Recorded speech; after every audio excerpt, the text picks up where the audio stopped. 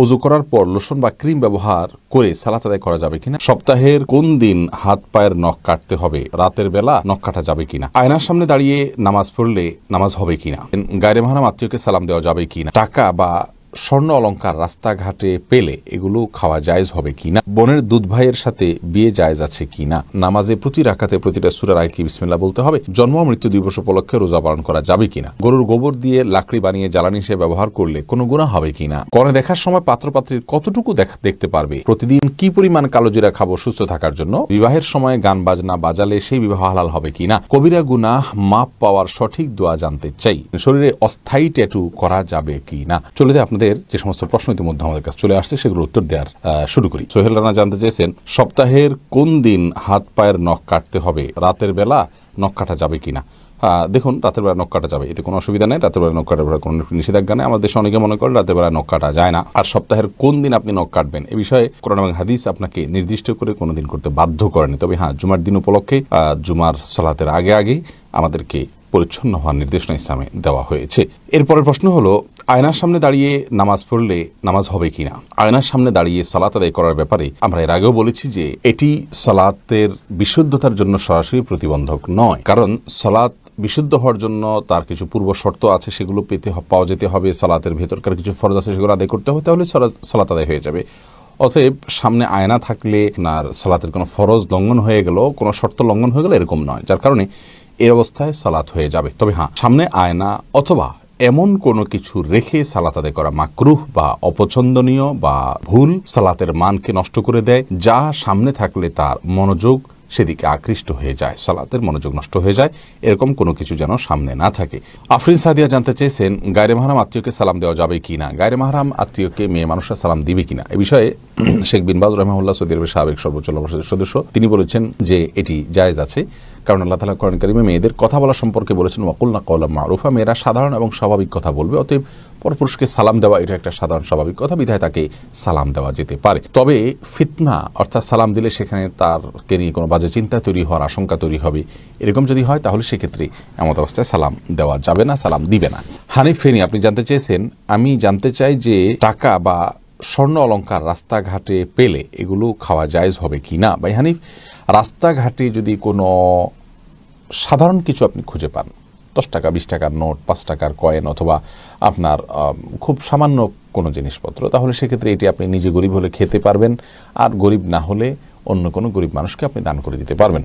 আর যদি মূল্যবান কোনো কিছু হয় তাহলে সেক্ষেত্রে সেটির মালিককে খুঁজে বের করার জন্য আপনাকে চেষ্টা করতে হবে, চালাতে হবে, ঘোষণা দিতে হবে, নানাভাবে ঘোষণা দিয়ে যখন আপনি আর পাওয়ার কোনো সম্ভাবনা থাকবে না, সেই ক্ষেত্রে আপনি এটি গরিব হলে ভোগ করতে পারবেন, অথবা কোনো গরিবকে আপনি পৌঁছে দিতে হবে।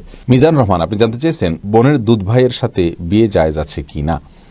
বোনের দুধ ভাই, আপন বোনের যদি দুধ ভাই হয় তাহলে তার সাথে আপনার বিয়ে করা জায়েজ নাই, কারণ আপন বোনের দুধ ভাই সেও আপনার ভাই, অতএব তার সাথে বিয়ে জায়েজ হবে না। আর এমডি মুখতার হোসেন আপনি জানতে চেয়েছেন, নামাজে প্রতি রাকাতে প্রতিটা সূরার আগে কি বিসমিল্লাহ বলতে হবে।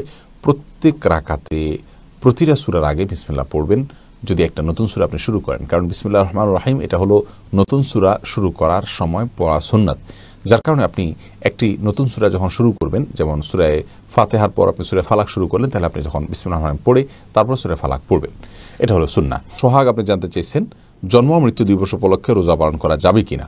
না ভাই, জন্মদিবস উপলক্ষে আপনার রোজা পালন করার দরকার নেই। রাসূল আকরাম সাল্লাল্লাহু আলাইহি ওয়াসাল্লাম সোমবারে সিয়াম রাখতেন, এবং সে সম্পর্কে তিনি বলেছেন যে আমি সোমবারে সিয়াম রাখি, কারণ যাকা ইয়াউমুন ওয়ালিদতু ফি, কারণ সেদিনে আমার জন্ম হয়েছে।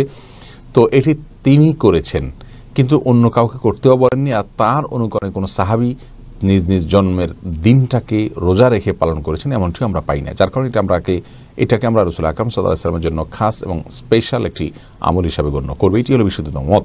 আর মৃত্যু দিবস উপলক্ষেও কোনো রোজার বিধান নেই, বাবা মা বা প্রিয়জন কারোর মৃত্যু দিবস উপলক্ষে রোজা রাখার জন্য কোনো নির্দেশ আমাদেরকে দেওয়া হয়নি। কোরআন এবং হাদিস যা নির্দেশ করেন সেটাকে ইবাদত হিসাবে যদি আমরা করি, ইবাদত হিসাবে করলে সেটি বিদআত হিসাবে গণ্য হবে।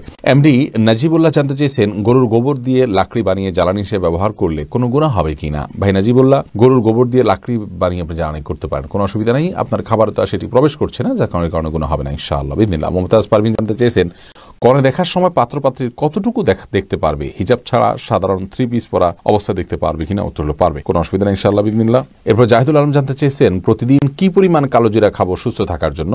ভাই জাহিদুল আলম এটার জন্য কোনো পরিমাণ কোন হাদিসে ঠিক করে দেওয়া হয়নি, তবে হ্যাঁ হাদিসে বলা হয়েছে আল হাব্বাতুস সাউদা ও শিফাউন লিকুল্লি দা ইল্লা সাম, অর্থাৎ মৃত্যু ছাড়া সকল রোগের ঔষধ হিসাবে কাজ করে কালো জিরা, যার কারণে পরিমাণ মতো সেটি খাবেন, অনেক বেশি খাবেন না যেটি আপনার অসুস্থ হওয়ার কারণ হতে পারে, স্বাভাবিক পরিমাণ মতো খাবেন। সাধারণত কালো জিরা এটা মানুষ মুঠ করে খায় না, ভর্তা বানিয়ে আমাদের দেশে খাওয়ার প্রচলন রয়েছে, তৈলের মাধ্যমে খাওয়া বা শরীরে ব্যবহার করার প্রয়োগ রয়েছে, আর এমনি হাতে মানুষ 2, 4, 5, 10টা করে নিয়ে খাওয়ার প্রচলন রয়েছে, বিভিন্ন খাবারের মধ্যে মিশিয়ে তরকারিতে বা ভাজি ইত্যাদি খাবারেরও প্রচলন রয়েছে, বিস্কিট ইত্যাদি ব্যবহারের প্রচলন রয়েছে, অর্থাৎ যেভাবে পরিমিতভাবে মানুষ খায় সেভাবে আপনি খাবেন, নির্দিষ্ট কোনো সংখ্যা পরিমাণ ঠিক করা হয়নি। ফয়সাল আহমেদ জানতে চেয়েছেন বিবাহের সময় গান বাজনা বাজালে সেই বিবাহ হালাল হবে কি না?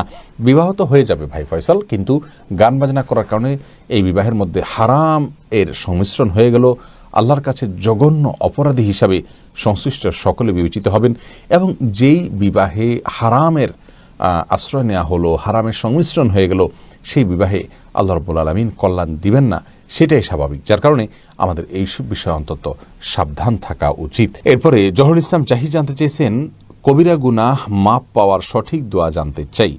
কবিরা গুনাহ মাপ পাওয়ার জন্য আল্লাহ রাব্বুল আলামিনের কাছে লজ্জিত হয়ে নিজের কৃতের কর্মের জন্য ক্ষমা চাইবেন, ভবিষ্যতে করবেন না সে মর্মে মনে মনে প্রতিজ্ঞা করবেন, আল্লাহকে কথা দিবেন।